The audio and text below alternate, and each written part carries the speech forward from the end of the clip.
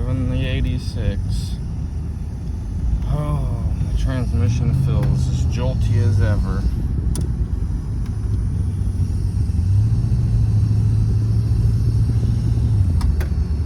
These people around this roundabout don't understand how big this car is, I guess.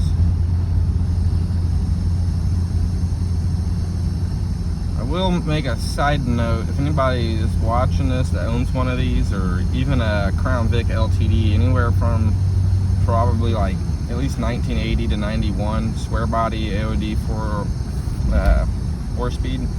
Wow, I cannot believe, honestly, I was about ready to say 4-wheel drive, and that's a little ahead of this thing's time.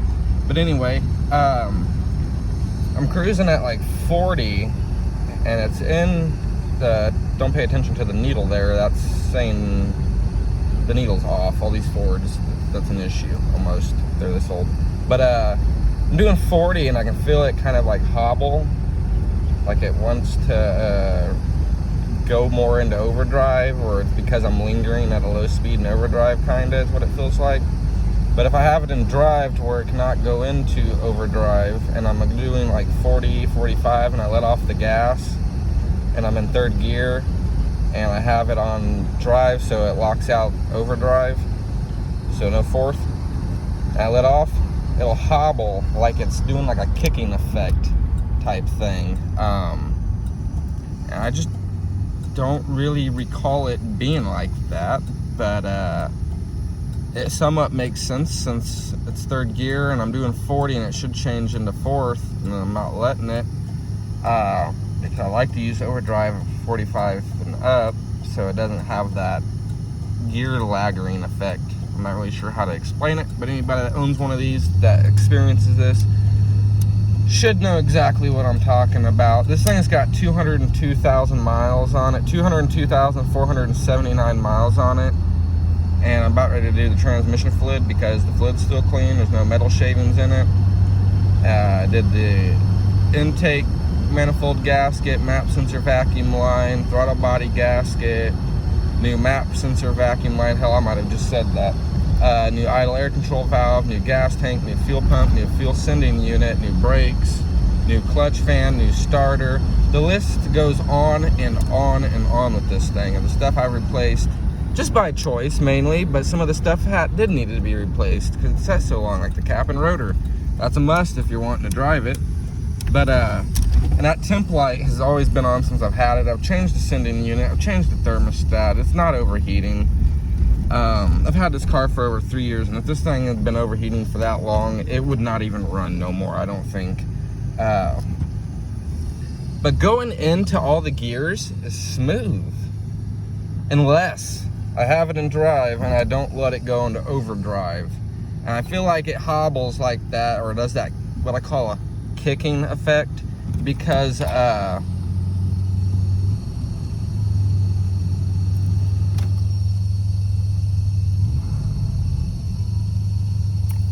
thing's idling like a fucking freight train, pardon my language. I've been trying to figure that out, and that's why it's got a new idle air control valve. This thing will not idle down no matter what I do. I unhooked the throttle position sensor. It didn't affect it. Thought maybe someone told me if I unhooked that and it started running better that would be the issue, but then I plug it back in and it idled down like it fixed it. Then I come back out here today, drive it, come back, and it's back to freight training. So I'm thinking maybe my throttle position sensor's crapped out on me. I have no idea. But if y'all could, please comment below if you have one of these and you're just in drive to where it can't go into fourth, and you're doing like 40, 45 and let off the gas. Does yours hobble a little bit, kind of like jerk back and forth, or feel like a kicking effect? I feel like that should be normal because it's third gear and the engine's got a lot of torque going on that gear, and you let off and you can feel the torque letting off, and that's kind of what that is. But if anybody else has any input, please comment below, and I really appreciate it. Y'all might be wondering, why am I so worried about this clapped out car? Because it's got red oxide all over it and looks like crap. Well, I'm gonna get it repainted hopefully this summer. That was supposed to happen 2 summers back, but I've got 2 other cars I've been working on, and yeah, doesn't that look like hell? Pardon my language, but It's kept it from rusting. It don't look good. The collar scheme looks like crap. Try not to be so put out there so much profanity. Sorry, it has been a long day.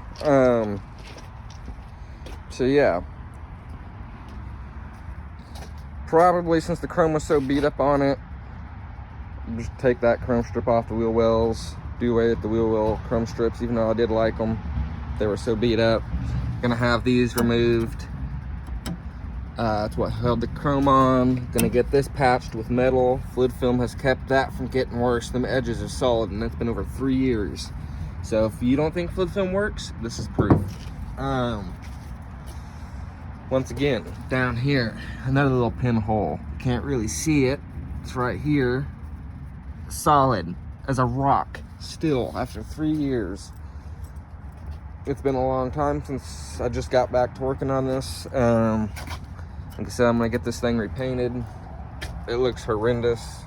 With blue with red oxide, looks like crap. Yeah. So, gotta get it cleaned up. I'm gonna take the soft top off and have the soft top redone. It smells like it's burning oil off the engine pretty bad, and it shouldn't be because I just replaced them valve cover gaskets. So I hope that's just old oil, because I replaced the valve cover gaskets on this. Gotta get my drink out of here. Sorry about the mess down there. So I just got back to working on this. Using it kind of as my storage, I hate to say, because I had to fix this up. Someone hit me in this, replace the subframe bushings, DSC, alternator, all kinds of stuff on this. Like I said, it's been a long 3 years. That's why that poor thing's been put on hold, going around looking like it. I don't give a crap about it. Just slap some paint on it. Like, that's not me. Just haven't gotten to it yet. This I was cut off doing 55. Someone just cut me off, crushed the door, fender, busted the radiator. Hood was messed up from a deer accident. I replaced the fender, the door, the hood, the radiator after that. Now the flipping head gasket needs replaced, which ain't a big deal. So there's an update kind of on these two cars. Man, that oil smell is coming out of there pretty good. I need to check into that. Something don't smell good. So that's not good. Might as well give that a look. When I bought this car, the dude sold me 4 extra doors that were the same color, a hood, a trunk lid, both front seats, back seat rest, headliner, carpet, all the dash pieces, the old radio, the AC and heat setting contraption is what I'll call it, since I can't think of the correct name. There's the old worn out beast under the hood, if I can even call it that. This thing's probably nothing against it. Thought I got a whiff of gas. That wouldn't be good. You know, this engine is not hot. Not at all. And I just drove this 12 miles. I smell gas. I hope to God that's the gas can right here. Kinda, maybe, I don't know. It don't smell strong, but I kept getting a whiff of it. So I replaced the vacuum line going up under this intake.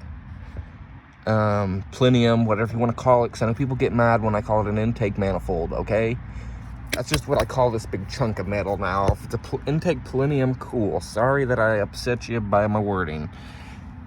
I'm not trying to be a douche. But the map sensor line, vacuum line going to this, I pull it off while it's running and it don't even phase it. So I'm thinking this map sensor might be bad. I'm pretty sure my throttle position sensor is bad as well. I'm looking at it from here. Boy, that looks like that's had a lot of moisture under there, and there's some water I can squeeze out. So yeah, that ain't good. That's probably trash too. So I've been going over this car for the last 3 years, doing a little bit of things here and there, and I've posted videos of this car on my page before. Why the hell do I keep getting a whiff of gas like I'm at a gas station? It's not the engine. The engine actually doesn't smell like anything. Actually, that's a good thing. I don't know where I was getting that whiff of oil from, but that's weird. Huh. But anyway, appreciate y'all watching. If you could, let me know what y'all think about doing an EGR valve delete, because my smog pump locked up, and honestly, I'm wondering if this thing could have a little bit better of an idle. Maybe that's hung up and there's carbon all in it. I have no idea.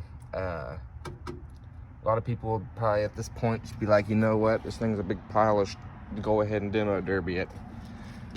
And to them people, I say, good day to you, sir. So, yeah, I've done too much work for this and on this car. Not much, but it's gonna get a lot more in depth. So I'll be posting an update video after I get it repainted in this hideous red oxide off. I can't hate on it too much because it's nice and smooth. There's no rust popping through, nothing. I mean, that red oxide as a primer base, maybe paint over it. I don't know if I could say it's good for a car. Honestly, I haven't had much luck with Rust-Oleum products in terms of them not chipping and causing rust. But that red oxide stands up to it. It really does. Like, it's... And the overspray on this trim is wicked. It's some of my doing, I hate to admit, but all this chrome's coming off. I'm having it cleaned up. I'm having the soft top redone as well. So, gonna get some new shock springs in the back because they are done. Those were done 10 years ago. And I don't mean replaced, I mean they were done, as in they were trashed probably 10 years ago, if not longer than that, honestly. Gotta get up in here and do some cleaning up in here, keep the wheel lip fluid filmed, and you get another layer on there. But I just rattled canned that. I mean, I sanded. This light is really not helping my case any, but I sanded it nice and smooth. There's no rust coming through, nothing. So it's the only luck I've ever had with anything spray paint wise out of a can like Rust-Oleum. For the people that want to come riding my bumper, read that, damn it. Go around, man. Tired of people riding me when I'm in this damn thing. That came out wrong. Oh Lord God Almighty. Anyway, I probably am not going to post this, but I'm probably going to go in and post this. So I'll see y'all later, and thanks for watching. Now that I done humiliated my stupid self. That looks like there's condensation up under it. I don't know what the hell's going on. It ain't wet. Huh. Probably just dirty. I don't know. Anyway, thanks for watching, y'all.